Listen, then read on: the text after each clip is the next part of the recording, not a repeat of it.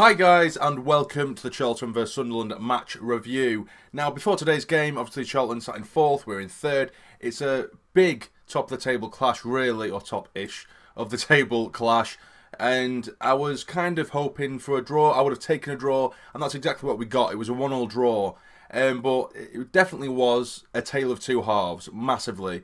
First half, we came out, we were pretty much unchanged from last time out, although Catamol, who is banned after picking up a yellow card too many, was replaced with McGeoch, which did worry me slightly because I didn't feel like we had that sort of solidity in midfield. But first half was probably the best half I've seen us play in quite some time.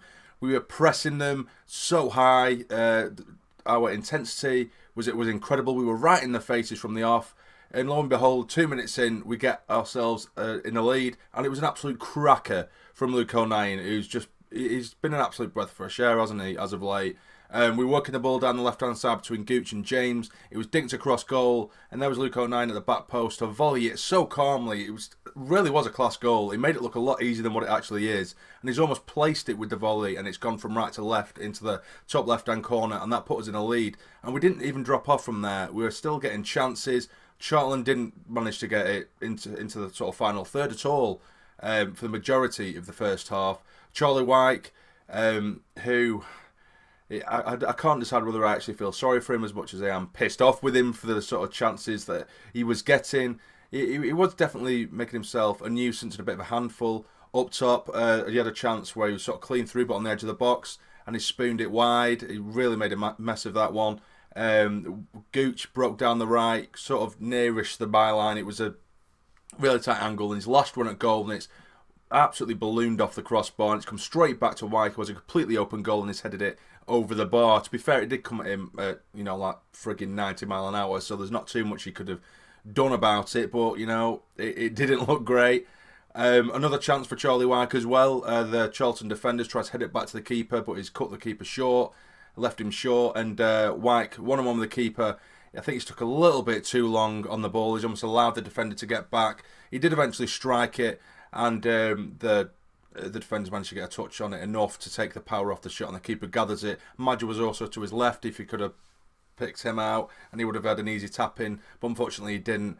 For the last sort of 5 minutes or so, 10 minutes of the first half, we definitely sort of dropped off. I think we blown a gasket because of the amount of energy we had thrown into the opening stages, or a massive chunk of the first half in fact, and Charlton did start to push into the final third a little bit. It was more sort of a couple of hopeful efforts on the edge of the box, but efforts nevertheless. We were still allowing them back into the game a little bit.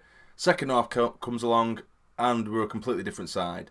We were absolutely shocking in the sense that we were just giving the ball away. Our line, we dropped back probably another 10 yards. It was almost as if we were set out to defend, but even when we did get the ball, we were literally losing the ball every 5 seconds. Either just stupidly hoofing the ball directly back to them, or trying to mess around with it in daft positions. And they had several chances in that second half. Lyle Taylor was a nightmare, a real thorn in our side. We knew he would be. He's a fantastic little player for League One, Lyle Taylor, and he's probably their best player, or most sort of threatening player for Charlton, Lyle Taylor. And they did have their own chances. McLaughlin had to make a couple of cracking saves. I mean, he I'll say now, was my man of the match purely because of some of the saves that he did pull off in that second half. So yeah, it could have gone either way. We did bring Watmore on, and at times he did kind of liven us up, and he did bring us up the pitch quite quickly. But I think the most frustrating thing with Watmore is his decision making, because it really was piss poor. Like I say, it brings up the field brilliantly. Definitely give us that bit of energy that we desperately needed, because we were just falling further and further back and getting deeper and deeper and deeper into our own half. And we brought Watmore on, and he gave us something, sort of an outlet to attack from, and he pushes up the field. But there was several times where, in fact, there was one time in particular, not too long after he did come on, and because Charlton were bombing plays forward, they were throwing plays forward, and this was after they did equalise, which was an unfortunate own goal from Reece James. Lyle Taylor had it on the right-hand side of the box. He tried to drill it across goal, and Reece James trying to block it, he's unfortunately put it into his own net.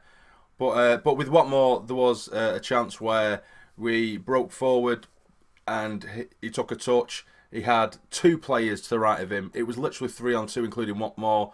But he kind of, when he starts moving with the ball, he gets tangled under his feet and he took way too long. He's tried to take him on and he's lost the ball. That was his first chance.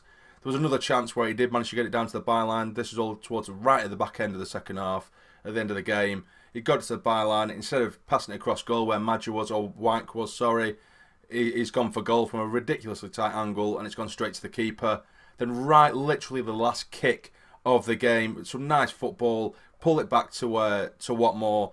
He's probably about 10 yards out, if that, around the penalty spot type thing. Pulled back to him. He has no Charlton players near him, and he scooped it over the bar.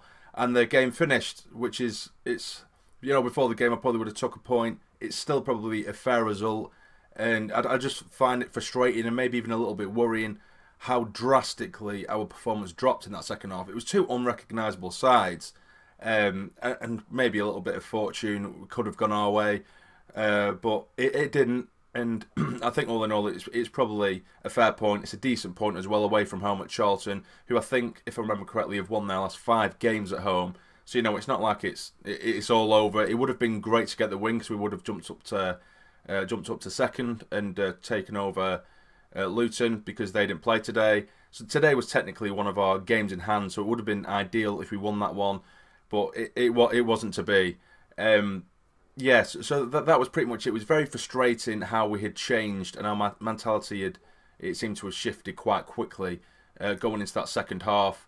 But if we do manage to maintain the levels that we did reach in the first, then I think we'll be absolutely sound.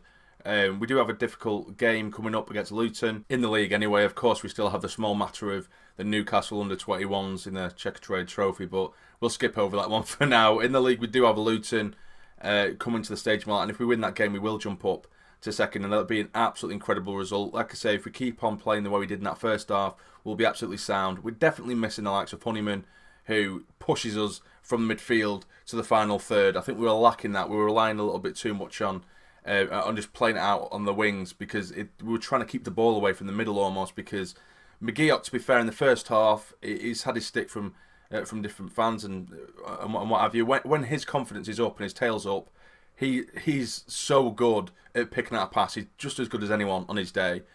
But what we have seen of him is in recent times, before he was injured, I think he was lacking confidence. He was kind of shying away a little bit and he played the simple pass. In the first half, I think he was outstanding. I think he was fantastic. And he's a bit quick. He's got a little bit of pace about him to shift the ball quickly, not really slowing down the tempo like Power does sometimes. Catamol does sometimes, but to be fair with Catamol, his role's a little bit different. His is literally to break up the play and then just keep us ticking over, whereas McGeoch, he can do it at such a higher tempo. I would have loved to see him do that a little bit more today, particularly in the second half. But yeah, I think we needed Honeyman to burst forward down the centre because we didn't have that. Power and McGeoch, they weren't breaking forward as we know that Honeyman can do, and Honeyman does have the energy needed to see out games like this. Right, I feel like we kind of blown a gasket, and going into that second half, we were almost like a wounded dog, even though we were 1-0 up. It didn't quite look right, although fair play to Charlton because they ran us ragged in that second half, absolutely. So yeah, I'm still remaining positive, of course I am. We'll have to see what happens with Madger, off topic, in terms of the contract negotiations. I don't want to talk too much of it because it's just a big confusing mess at the minute. Apparently Madger one day said that he wanted to stay at the club and he wants to sign, and then the next day his agent has called Sky Sports and said that he's not signing. So there's been a load of shit going all over Twitter. No one knows whether he's actually coming or going or what's happening with that. I have said on social media myself, if Madger really wants to stay, I think he needs to grow a pair of bollocks and tell his agent that rather than letting his agent run the show. But that's agents for you. I just don't understand how an agent has this much control. Of course, they'll have some kind of agreement between themselves, Madger and the agent. But at the end of the day, the agent's working for Madger, so why is he taking the lead? The agent shouldn't be deciding what Madger's doing. It should be Madger telling him what he wants to do. And apparently Stuart Donald had said that we've actually offered the amount of money that they asked for in the first place, and then rather than responding to Stuart Donald or anyone else, the agent's gone directly to Sky Sports, so it's just a big mess at the minute with that contract negotiation. Of course, I hope he signs. If he doesn't, it isn't the end of the world. But I would ask fans to back him throughout the remainder of his stay at Sunderland if he does choose to go elsewhere. because he has been he's been a crucial player for us, and we know this. And regardless of what our thoughts are, we need to back every single player, regardless of what's going on off the pitch, because we need to get out of this league. We don't want to start turning sour now and letting this get in the way of what has been a fantastic season so far. But anyway, that'll be the end of the review, guys. Like I say, man of the match has to go to McLaughlin, because we could have been 4-5-1 down come the end of that game. But in saying that, first half we could have been 4-0 up by the end of the half. So yeah, very much a topsy-turvy game, but that'll be it. If you have enjoyed, guys, please hit the like button.